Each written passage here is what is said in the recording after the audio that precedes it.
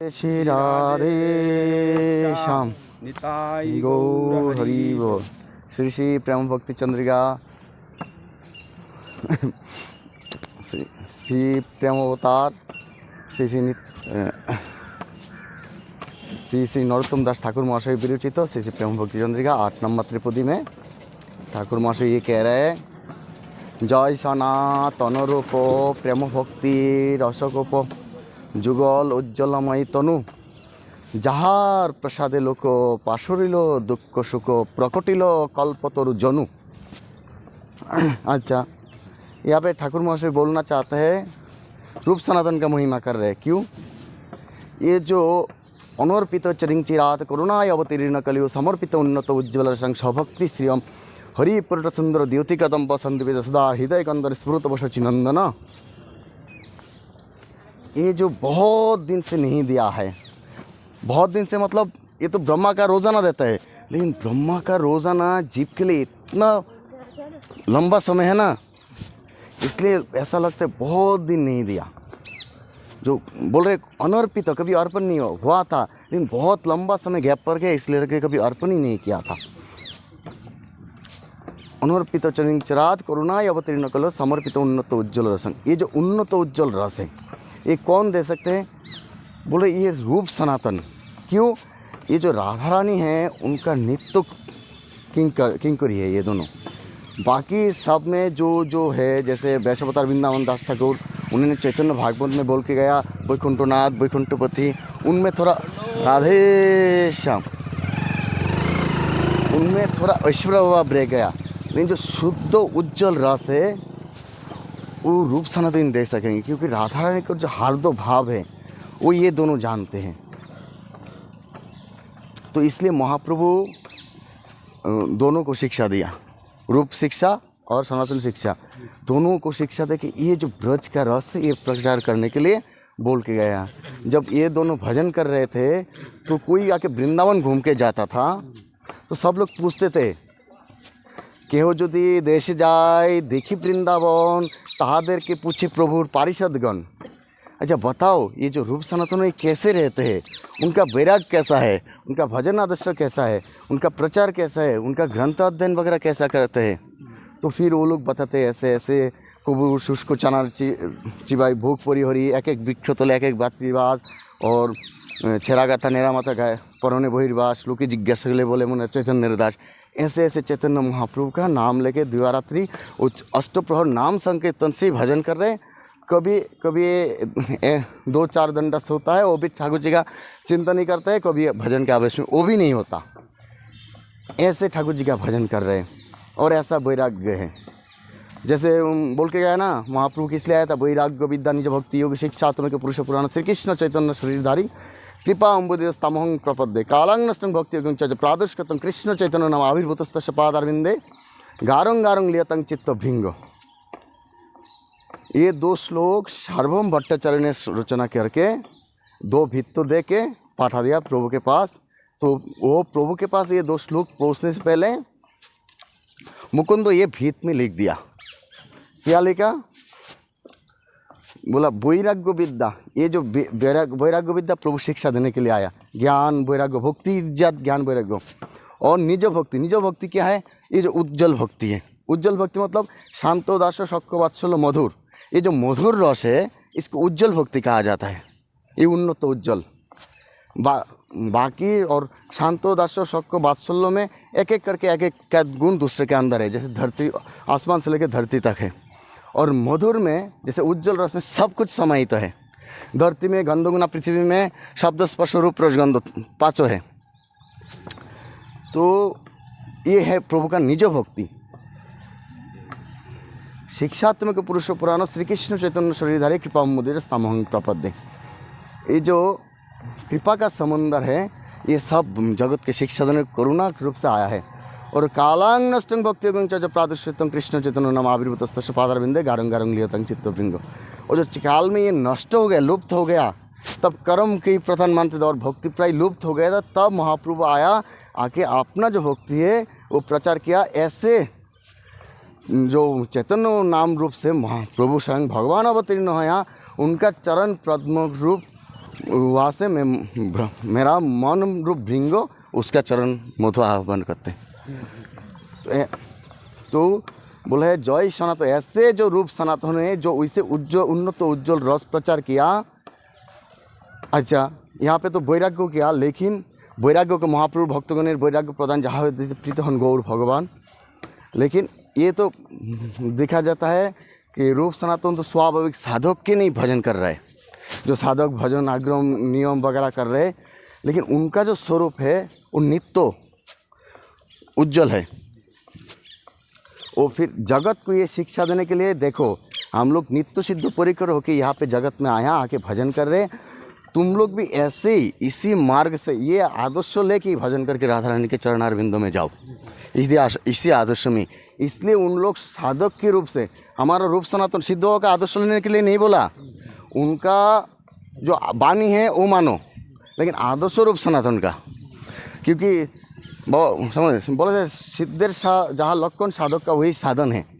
सिद्धों क्या किया वो आपको नहीं करना है, सिद्धों जो बोल के गया वो करना है, लेकिन पूरा आदर्श रूप सनातन का। रूप सनातन कैसे भजन के वो ले सकते आप, रूप सनातन का आदर्श वही जय सनातन रूप प्रेम भक्ति रस कूप। अच्छा वो लोग प्रेम भक्ति का रस कूप बोला गया। अच्छा कूप क्यों बोला, कूप मतलब कुआं, तो कुआं क्यों बोले तो वो लोग समंदर है।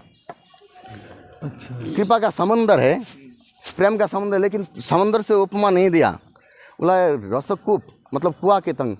तो बोले ये कारण है, कारण क्योंकि ये समंदर से बहुत जगह का नदी का पानी जल जाके वहाँ पे समंदर में मिल गया, तो इसमें बहुत तरीके का नदी का खट्टा मीठा सब जाके वहाँ पे मिला। और नदी के संग भी उपमा नहीं दिया, कुएं के संग। तो बोला है ये जितने ज्ञान वैराग्य आदि जो कर्मकांडो ज्ञान कांडो ये सब मिलके समंदर में मिल जाता है। बोला ये शुद्ध निर्मल भक्ति नहीं है। फिर अगर वो उपमा देता, ये जो कुएं का जल है वो जैसे का वैसा ही होगा। अच्छा फिर नदी में क्यों नहीं दिया, नदी का पानी तो एक जैसा ही है। बोला नदी के सीजन में कभी कभी नदी का पानी में थोड़ा गंदे भी हो जाता है, बदबू भी आ जाता है, जो हैं लेकिन जो कुएं का जल है और सर्दी के गर्मी के मौसम में आपका और शीतल होगा और आनंद हो। तो बिल्कुल राधा कृष्ण दुहु प्रेम जाम्बो नद जेन हेम हेनधन प्रकाशिलो जारा जय रूप सनातन देह मोरे से ही धनो से ही रतन मुर्गले हारा। तो ये ऐसा प्रेम भक्ति है, इसका कोई खाद ही नहीं, इसलिए कूप के संग उसको उपमा दिया। वो इसलिए रसा कूप क्यों बोला, समुद्र क्यों नहीं बोला ये बोल के गया है। ये विश्वनाथ चक्रवर्ती में टीका कर दिया। अच्छा विश्वनाथ एक एक पॉइंट अलग अर्थ है। हम लोग तो पहले से पढ़ के आ रहे हैं ना प्रेम चंदी का, तो हमको पहले उसका अर्थ अलग ही मालूम पड़ा था और पढ़ते पढ़ते अलग ही मालूम पड़ रहे हैं। तो जय श्री प्रेम भक्ति रसकूप, तो ये कूप जो उज्जवल निर्मल भजन है, निर्मल भक्ति है, इसलिए कूप बोला गया। जय सनातन रूप प्रेम भक्ति जुगल उज्ज्वलमयी तनु, ये दोनों का जो कलेवर है उज्जवल, वो जो दीक्षा काले भक्त करे आत्मसमर्पण সেই কালে কৃষ্ণ দ্বারে করে आत्मसमो সেই देह ताहार करे चिदानंदमय अप्राकृत श्री कृष्ण चरणों भजे। जब हृदय में वो शुद्धा भक्ति आ जाएगा, उन्नत उज्जवल रस हो जाएगा, तभी ये शरीर चिन्मय होगा, इससे पहले नहीं। हम दीक्षा लेंगे और चिन्मय होगा ऐसा नहीं है, ये मतलब एक स्तर है, शुरुआत है। लेकिन वो जो उन्नत उज्जवल रस हमारे हृदय में प्रकट होगा तब ये चिन्मय होगा, इससे पहले नहीं, तब जाके सिद्ध माना जाएगा। मतलब केवल उत्तम भक्ति छोड़ के और कुछ है नहीं जिसका वही जाके उज्जवल मतलब रस ले पाएगा। उज्जवल रस लेने के लिए और दूसरी भक्ति मिलावट होने से काम नहीं होगा, इस जीवन में जाने वाला नहीं। যাহার प्रसादे लोग पाशरिल दुख सुख प्रकटिल कल्पतरु जुनू। अच्छा जिनका कृपा से दुख सुख चला गया, अभी दुख और सुख क्या है, ये संसार में जीव त्रिताप जाला में दग्ध है, लेकिन वो समझ नहीं पा रहे थे हम लोग त्रिताप जाला में हैं। हम लोग इतना आध्यात्मिक आदि भौतिक आदि दैविक इतना जाला है, इतना पीड़ा है, उसमें हम लोग पीड़ा ही मिल रहे हैं हम लोगों को। तो रूप सनातन जो बोल के गया, जो आदर्श दिखा गया, उसी रूप से भजन करने से हम लोग का क्या होगा, या तो शारीरिक जन्मांतरण संस्कार रहेगा, लेकिन चित्त में एक आनंद आएगा। भक्ति, सुख और आनंद में अंतर है। सुख इस शरीर का होता है और आनंद आत्मा का होता है। इस शरीर से सुख दुख मिलेगा, लेकिन जो आनंद होगा ना, तो ये सुख दुख शरीर का आएगा, लेकिन उसमें इतना वो नहीं कर पाएगा मन को। चित्त का शांति हो जाएगा। आनंद होता है। जैसे हम लोग को परिक्रमा में कष्ट होता है बहुत, लेकिन चित्त में एक अलग आनंद होता है, जो आनंद के लिए हम लोग छोड़ ही नहीं पाता है। इसको बोलता है आनंद। और शरीर में तो दुख होता है, कष्ट होता है, बीमारी होता है, सब कुछ हो रहा है, लेकिन आत्मा का एक अलग आनंद होता है, जिसलिए हम छोड़ ही नहीं पाता गिरिराज जी को परिक्रमा। भक्ति, प्रत्येक भक्ति अंग ऐसा ही है।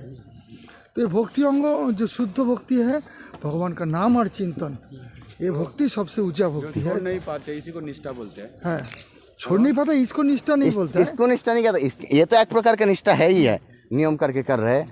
निष्ठा तभी आएगा जब अनर्थ निवृत्ति होगा, कभी निष्ठा में आएगा। अभी हम लोग को आनंद है, कृपा है, लेकिन नैष्ठिक भक्ति में नहीं जा पाए। नैष्ठिक भक्ति अलग है। नैष्ठिक भक्ति आएगा तो फिर बीमारी से सबसे ऊपर चला जाएगा।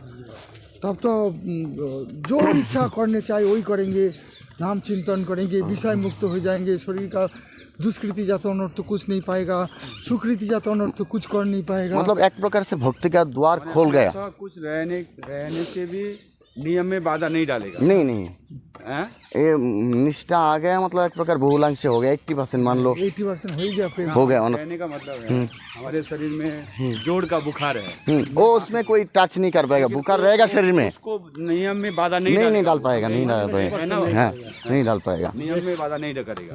मन में स्पर्श ही नहीं आएगा। बुखार शरीर का शरीर का रहेगा, शरीर का धर्म तो रहेगा, लेकिन उसका बाद में वो भी नहीं रहेगा। अच्छा, बाद में वो भी नहीं रहेगा। बोले प्रकृति लोग कल्प, मतलब भजन बंद कर नहीं पाएंगे। भजन बंद नहीं, नियम भजन को कहीं से भी बाधा नहीं डाल पाएगा।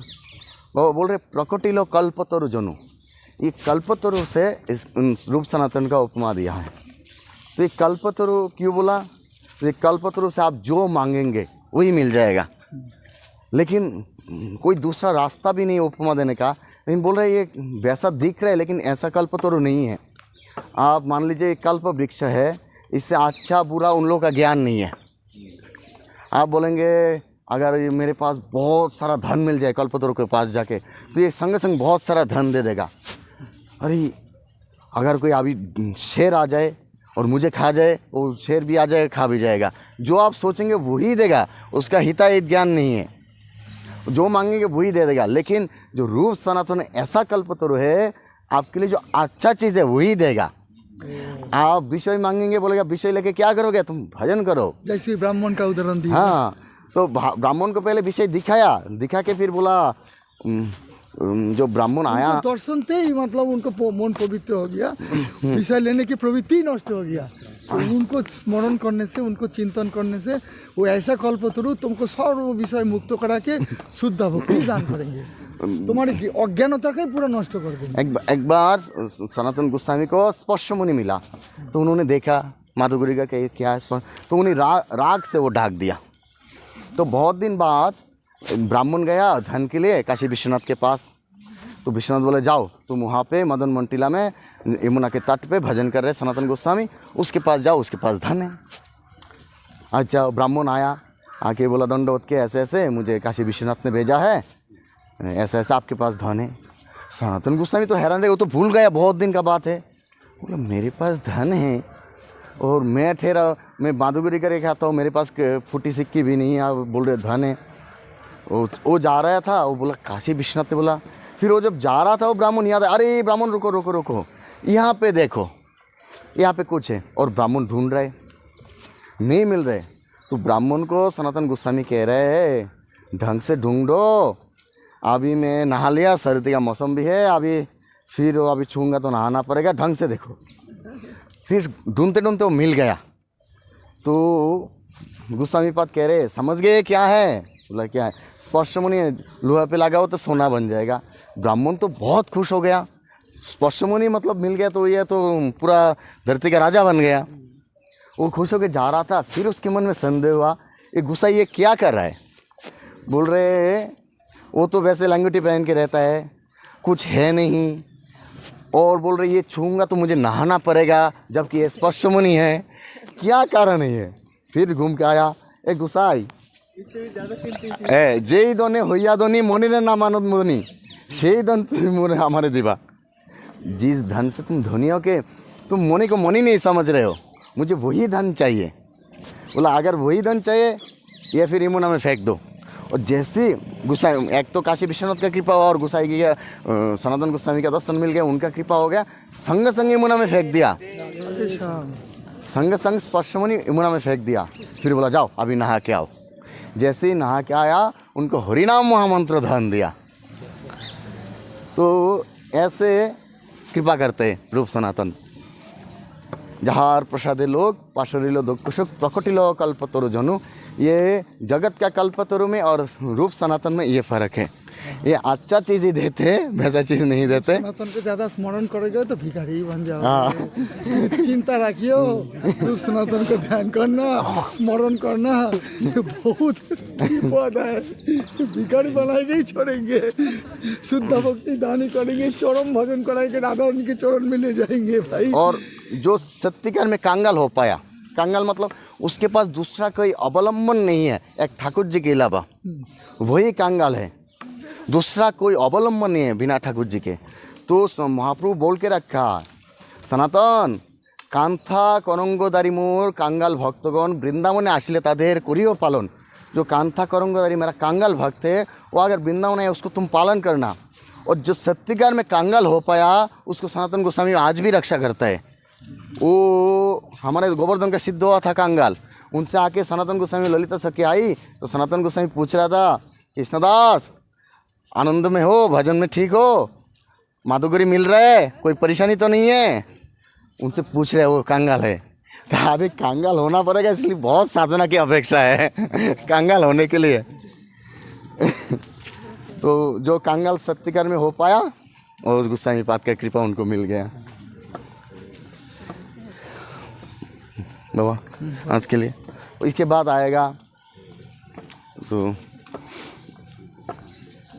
প্রেমভক্তি রীতি যত নিজের গ্রন্থ শুভেকত লিখিয়াছেন দুই মহাশয়, যাহা শ্রবণ হইতে প্রেমানন্দ হয় জিতে যুগল মধুর রসাশ্রয়।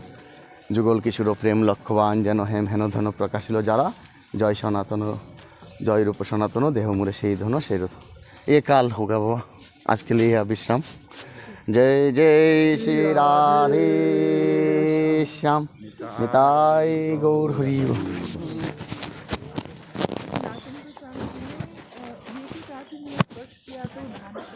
विषय है ना, विषय का एक स्वभाव है। यहाँ अभी आप मत कैसी है आपके लिए नहीं है अभी। ठीक है, ठीक 18 मिनट का हुआ।